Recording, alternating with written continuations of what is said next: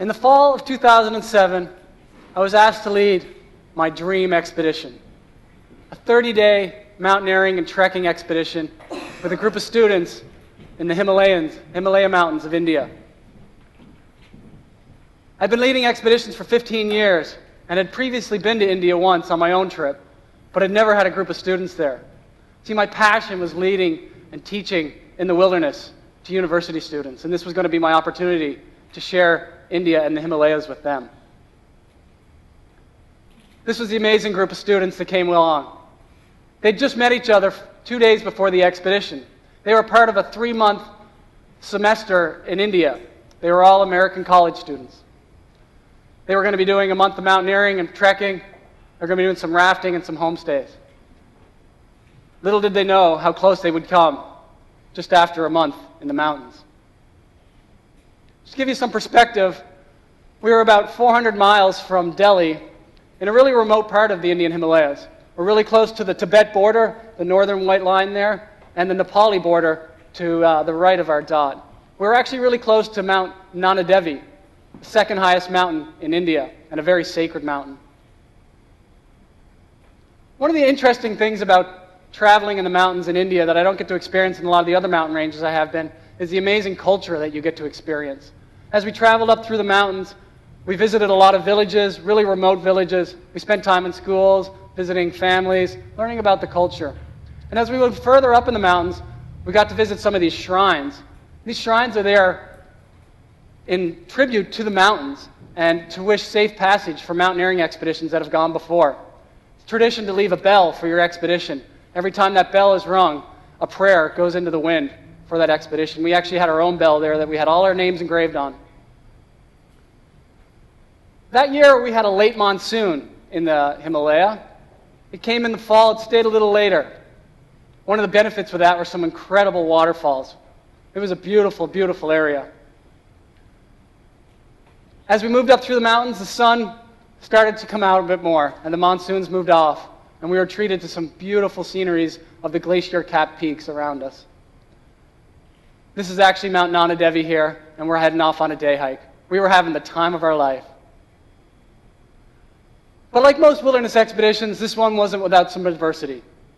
You can see here, there's a bit of a trail missing along the way.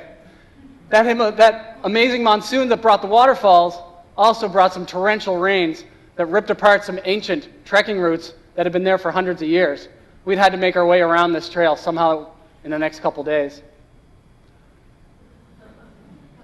Again, that monsoon also rose the rivers. We knew we'd have to do a couple river crossings, but we had no idea that they'd rise that high. This actual river we scouted for 3 days before we ever we scouted for 3 hours before we ever crossed it. We managed to get across safely because of this river crossing technique. We also experienced some bad weather as we got up high. We had a little bit of snow. This is early fall. We weren't really expecting much snow, but we had a little bit of snow. Some days it got so cold and our hands were so cold that we actually had to pee on them to warm them up so we could use our zippers. I don't really recommend getting that cold. Now, not all our adversity was physical. Some of the adversity was, let's say, temptation. This is not the weeds in your grandmother's garden. Picture this. You're leading a group of college students and you come around the corner and this is what you see.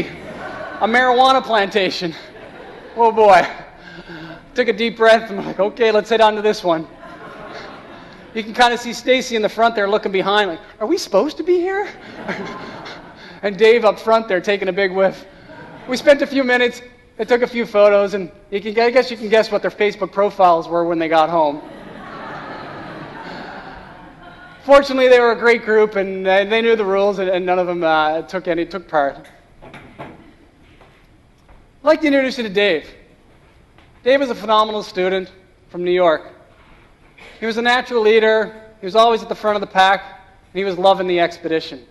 He had dreams of one day becoming a mountain guide himself, and had come with a fair bit of expedition experience.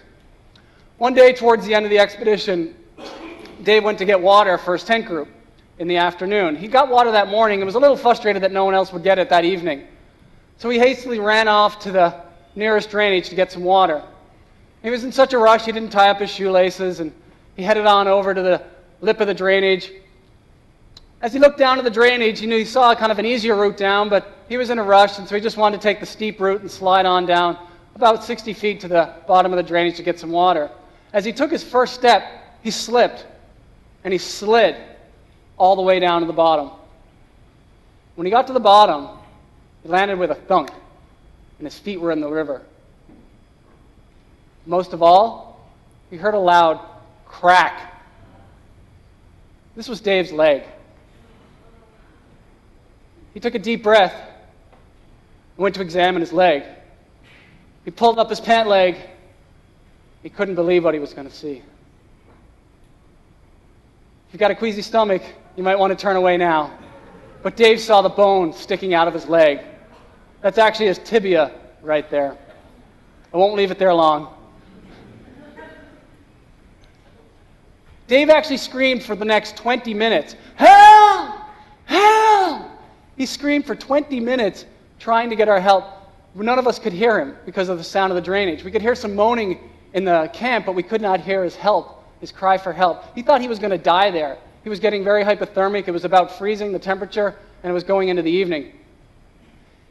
Eventually, one of the students heard his screams and headed over to the drainage and looked down. They couldn't believe what they saw. Dave yelling for help. Well, first they thought it was just a first aid scenario because we've been doing some along the way. They were like, come on, Dave, it's not a good time. We're really cold, dinner's ready. He's like, I broke my leg, get the instructors. Okay, they ran off and got the instructors and came and got us. As I'd heard that they were heading down to get Dave, and I intersected them, and I took a deep breath when I heard them, and they said, Dave's in the drainage with a broken leg. Whew. Took a deep breath. Wow. How many people here have ever been trained for something they hope they never have to do? Yeah, I bet you a bunch of you. I've been trained in first aid for 15 years, over 15 years. I'd never had to deal with a broken bone. I couldn't believe it. I was thinking, how am I going to do this myself? How am I going to get Dave out of here myself? I headed on down to the drainage, and when I got down to the bottom of the drainage, I saw Dave like this. Hey, Shawn, I got a bone sticking out of my leg. What's going on with Dave? He's in shock. Yeah, big time. Well, we spent the next 2 hours packaging him up, building a splint, and just preparing to move Dave up to camp. And at this point, I was blessed and amazed and humbled by our team and how well they came together. I thought I was going to have to take this on myself as the lead instructor, but our team just kicked into play. Everybody took on a role selflessly. Some people were making soup in camp. Some people were giving us their sleeping bags. Some people were holding traction on Dave's leg. They had no idea what they were going to be up to on this trip. It was an incredible experience. One of the other challenges of the expedition was getting Dave back up out of that drainage. That drainage was, picture this, a double black diamond, steep slope, and we had to get him out of the drainage.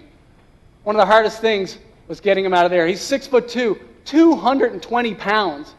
And we had 4 or 5 of us on each side. As we were shimmying him up, the hard-packed dirt was giving away below our feet, and some people were actually sliding underneath him down to the bottom. Eventually, we got Dave up to the top, got him in his tent, and made up a little mini hospital ward to keep him comfortable there.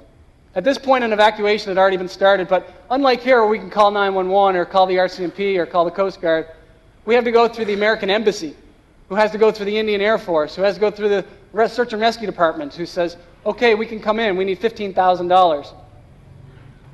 Fortunately, we had a relationship with the American Embassy. They vouched for us, and the next morning we were expecting a helicopter at 7 o'clock.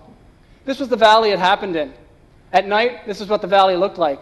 When we woke up in the morning, we could have never imagined what we would see. That night, it snowed 3 feet.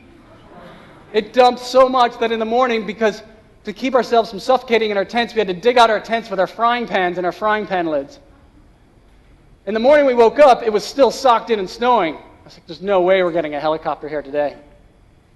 Fortunately, by about 10:30, the clouds started to break, and I was on the satellite phone with the helicopter pilots, and they said, we're coming in anyway, we think we got a weather window.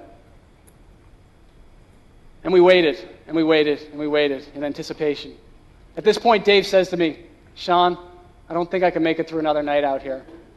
We'd had some strong pain medication, but we had 1 pill left. It had been going on for 19 hours at this point. Dave has had this bone sticking out of his leg. Fortunately, about 10:30, like I say, just after the clouds broke, I started to hear this coming up the valley. It was the most incredible noise I've ever heard in my life. We were hooting and hollering and getting Dave ready in a hurry. This is the helicopter coming in over the mountains. That's our tent right there. One thing we forgot to do was stake down our tent when we moved it away from the landing area. So that's me kind of hunched over my tent. You can't really see. And I'm grabbing onto the tent, and this helicopter's coming up. There's a wall of snow coming at me. One of the students is like, I'm getting in. They jump in. They're spread eagle on the tent trying to weight it down. And the helicopter comes over, and I'm just picturing this tent getting sucked up into the helicopter and it crashing and just being totally worse. Fortunately, the helicopter goes over the tent, and it does manage to rip the tent and break a tent pole, but we kept the tent staked down. It wasn't going anywhere. The helicopter landed. We packaged Dave up. We got him into that tent, into that helicopter as fast as we could. At one point, we were carrying him to the helicopter as fast as we can, and the pilot's given us one of these. This is at 12,000 feet. He doesn't want to be flying at 12,000 feet, let alone landing there. So they were in a big hurry to get out. We packaged Dave up, put him on there, and off it goes. It was such an amazing feeling seeing that helicopter leave with Dave. I was totally overcome with emotion. At this point, I buried my head in the snow, and I actually cried. I'd never cried on an expedition. It was just a complete release of emotion. I was so happy that Dave was getting out of the mountains, but I think I was more overcome how this team kicked into gear and relied on each other to get Dave out of the mountains safely. It was one of the most incredible experiences of my life. When you're faced with adversity, you need to rely on your team. You may not have expedition members in your life, but you've got family, you've got friends, you've got colleagues that care about you, people that you care about. I wish you could have been there to experience the emotion of that helicopter landing and taking off. The best thing I can do is just show you. When you did that both now. Aber Mann! Oh no! It's up!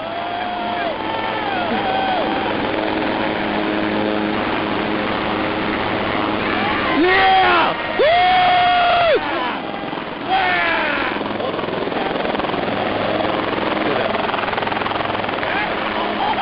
Oh! It's so cool! Yeah!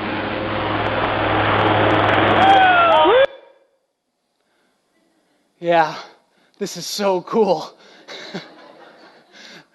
Dave's actually in the tent, and the only thing Dave says in the midst of all his pain is, takes on some Arnold Schwarzenegger tone and goes, "Take me to the chopper!" I don't know where he got the humor from at that moment, but it was awesome. We can do so much on our own in the face of adversity, but we can do so much more with our team. When you're faced with adversity, ask for help from your team. Thank you.